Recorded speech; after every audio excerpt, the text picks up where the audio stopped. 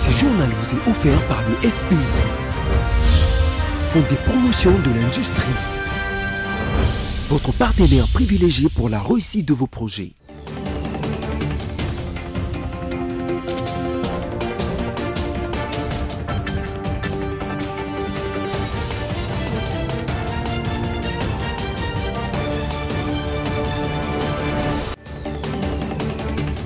Le plaisir de vous retrouver pour une nouvelle session d'information et sans pareil. Madame, Monsieur, bonsoir et bienvenue. Avant toute chose, le menu.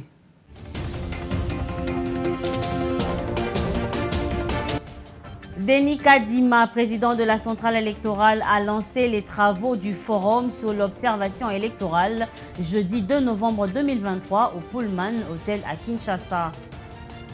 Depuis sa nomination au poste de général de brigade par le chef de l'État, Edi Kapan a rencontré pour la première fois le gouverneur du Haut-Katanga, Jacques Kiaboula.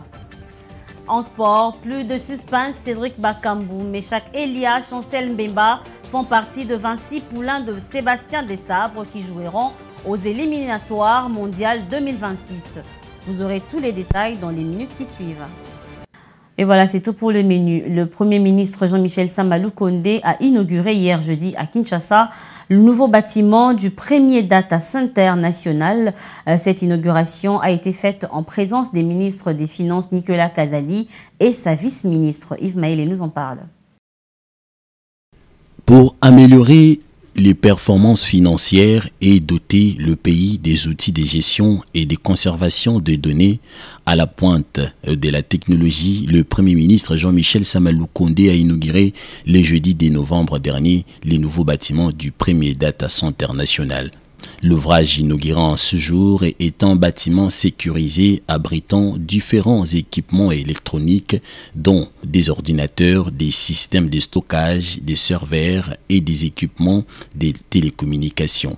Des équipements destinés à exécuter des applications qui traitent des données essentielles au fonctionnement d'une société. Dans son discours inaugural, le chef du gouvernement a rappelé que le président de la République, Félix Antoine Tshisekedi Tshilombo, avait pris l'initiative d'un plan national du numérique en 2019. Ce plan est axé sur 4 piliers stratégiques, notamment les infrastructures, les contenus, les usages applicatifs ainsi que la gouvernance et régulation.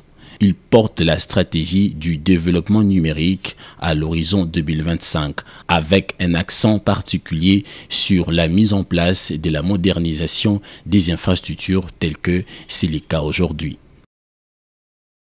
Je vais l'annoncer au sommaire qu'au chapiteau de l'hôtel Pullman à Kinshasa, le président de la centrale électorale Denis Kadima a lancé le jeudi 2 novembre les travaux du forum sur l'observation électorale citoyenne et cela juste à 49 jours des élections du 20 décembre prochain. Jeunette Fika.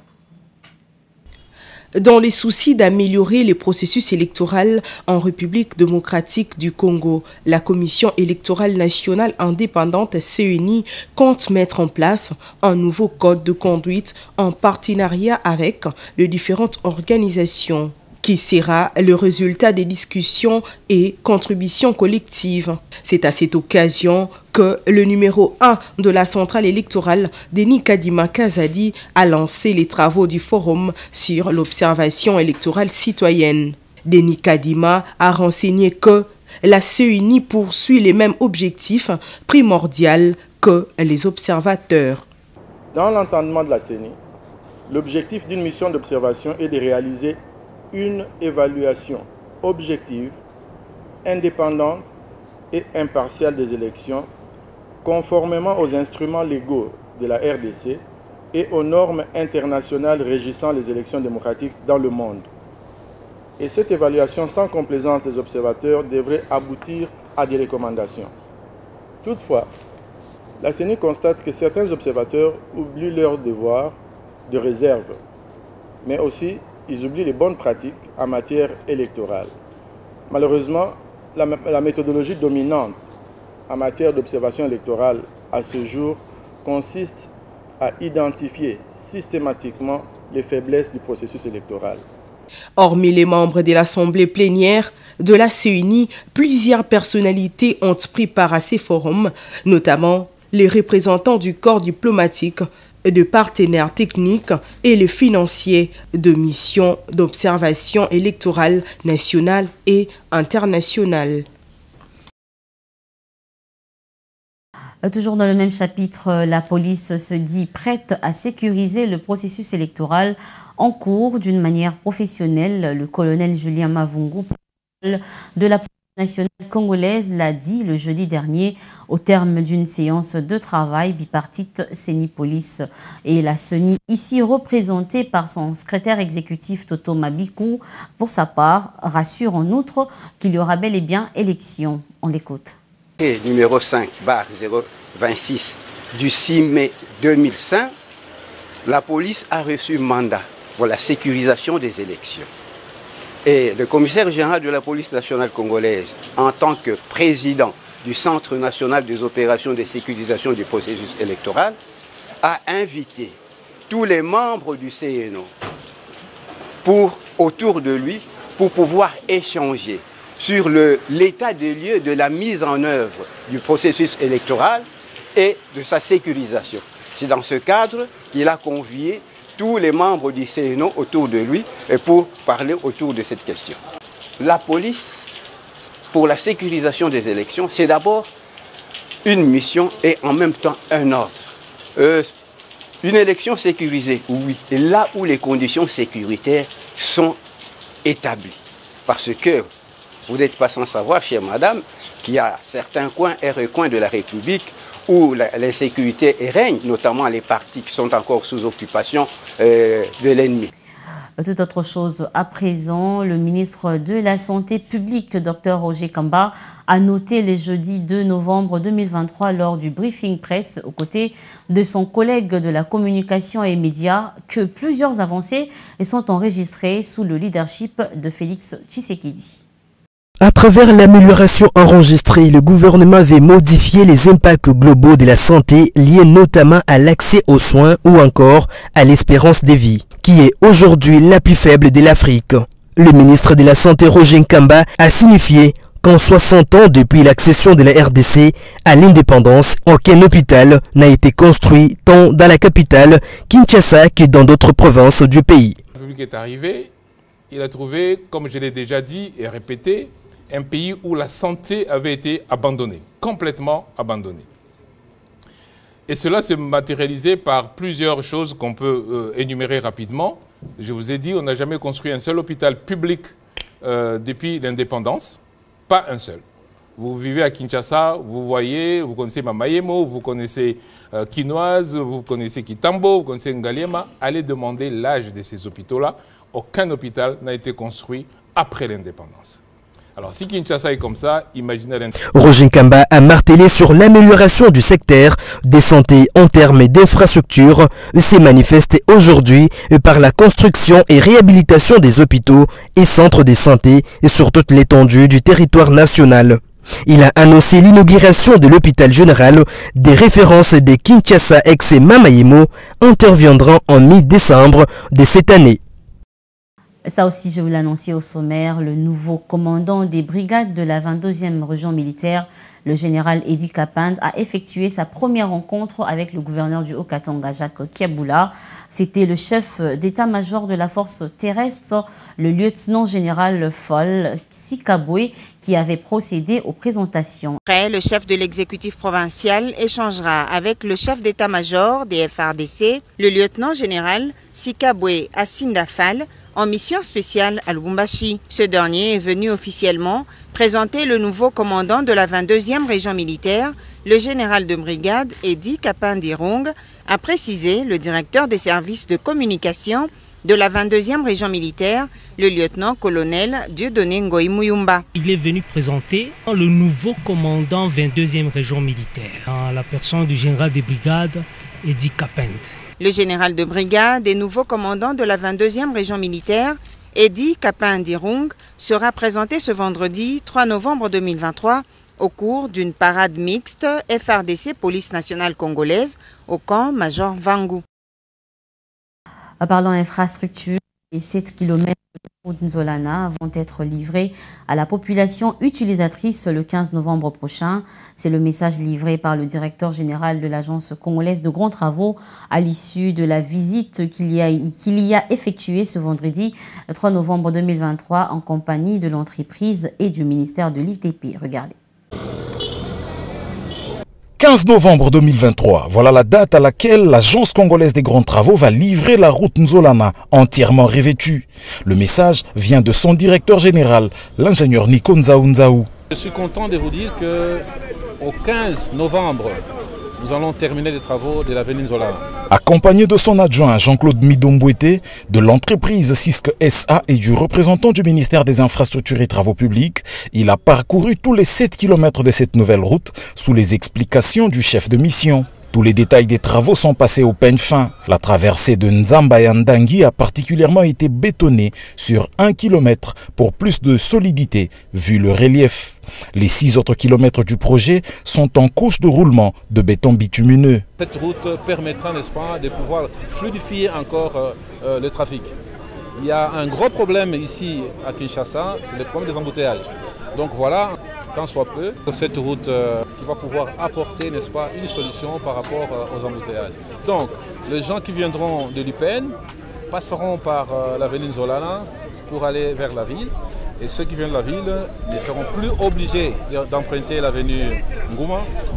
Ils pourront prendre, n'est-ce pas, à l'avenue Nzolana. Commencé le 20 octobre 2022, la deuxième phase de ces travaux permet désormais de connecter le quartier Kintsuka au quartier Upen en passant par les quartiers Sangamamba et Malueka. Ici, c'est pour la première fois que la route est asphaltée. Adieu la boue, adieu la poussière, scandaient les riverains au passage du cortège des visiteurs.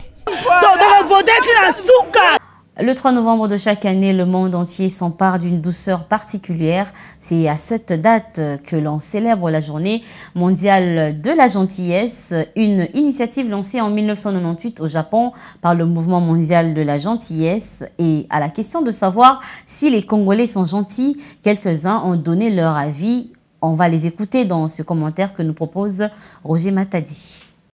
La journée mondiale de la gentillesse du 3 novembre 2023 n'est pas qu'une simple date sur les calendriers, mais plutôt un rappel vibrant que la bienveillance, l'empathie et la solidarité sont des piliers essentiels pour une coexistence pacifique.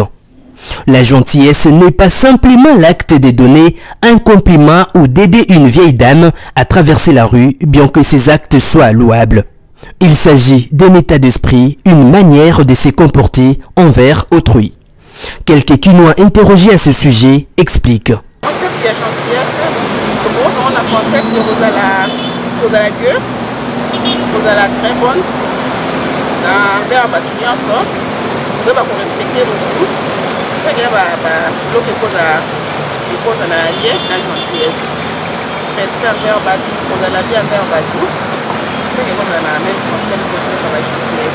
Notons que cette journée mondialement depuis les années 2000 en parallèle du lancement de l'organisation non gouvernementale ou Mouvement mondial pour la gentillesse à Singapour. Au Soudan, on va parler des combats avec l'armée soudanaise. Quelques mois après, les paramilitaires semblent gagner du terrain. Les violences se concentrent dans certaines zones du pays, comme la capitale Khartoum, mais aussi le Darfour. Et cela inquiète les Nations Unies. Suivez. Après près de 8 mois d'intenses combats avec l'armée soudanaise, les paramilitaires semblent gagner du terrain. Une avancée qui inquiète, notamment les États-Unis. Les violences se concentrent dans certaines zones du pays, comme la capitale Khartoum, mais aussi le Darfour. Et c'est dans cette région que Washington craint une attaque imminente et de grande ampleur, selon certaines informations qu'aurait reçues le chef de la diplomatie américaine. Dans un communiqué, Anthony Blinken explique que cette attaque exposerait les civils, y compris des centaines de millions de personnes déplacées, à un danger extrême. La guerre entre l'armée soudanaise et les paramilitaires a fait plus de 9000 morts depuis avril et déplacé plus de 5,6 millions de personnes. Jusqu'à présent, toutes les tentatives de médiation ont échoué ou abouti à des trêves qui n'ont pas été respectées. Mais il y a quelques jours, des représentants des partis en conflit ont repris les négociations en Arabie Saoudite. Des pourparlers qui visent, selon le ministère saoudien des Affaires étrangères, à faciliter l'acheminement de l'aide humanitaire et établir des cessez-le-feu.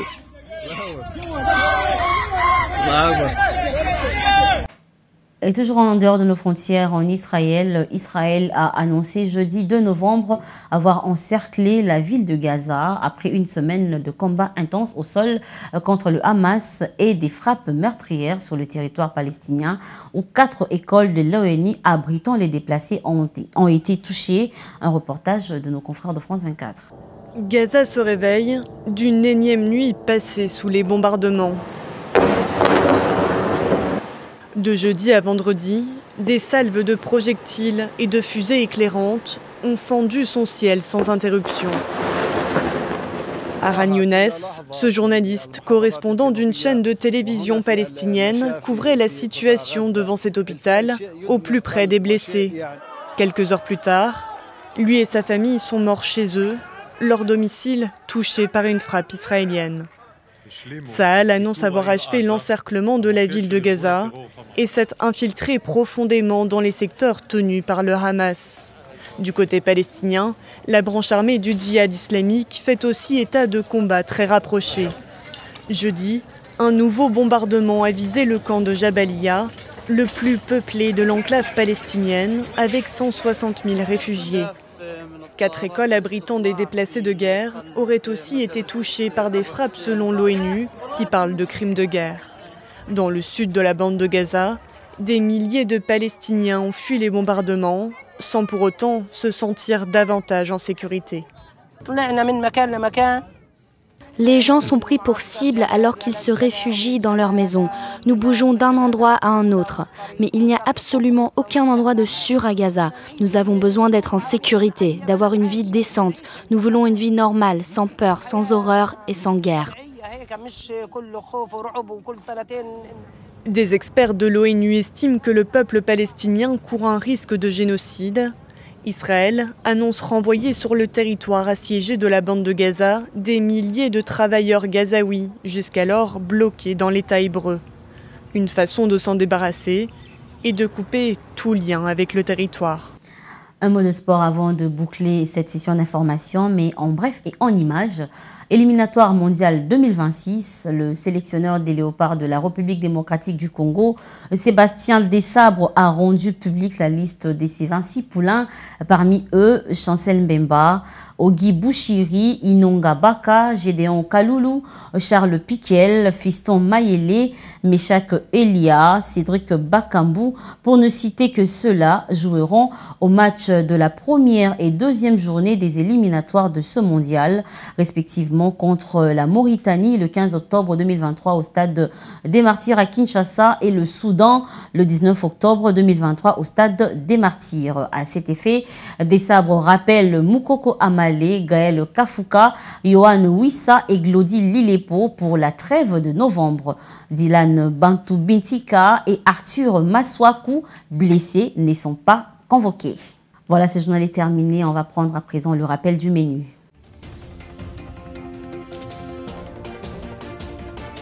Denis Kadima, président de la centrale électorale, a lancé les travaux du forum sur l'observation électorale jeudi 2 novembre 2023 au Pullman Hotel à Kinshasa. Et vous l'avez suivi également que depuis sa nomination au poste de général de brigade par le chef de l'État, Edi Kapan a rencontré pour la première fois le gouverneur du Haut-Katanga, Jacques Kabula. Et enfin en sport, plus de suspense, Cédric Bakambou, Meshak Elia, Chancel Mbemba font partie de 26 poulains de Sébastien Desabre qui joueront aux éliminatoires mondiales 2026. Voilà, c'était là l'essentiel de l'actualité de ce vendredi 3 novembre 2023. Merci de votre fidélité et votre attention soutenue qui nous pousse à faire encore mieux. Portez-vous bien et on se retrouve la semaine prochaine pour plus d'actualités. Mais dans l'entretemps, restez branchés au programme de BC Télévision. Amour, paix, joie dans vos maisons. Au revoir.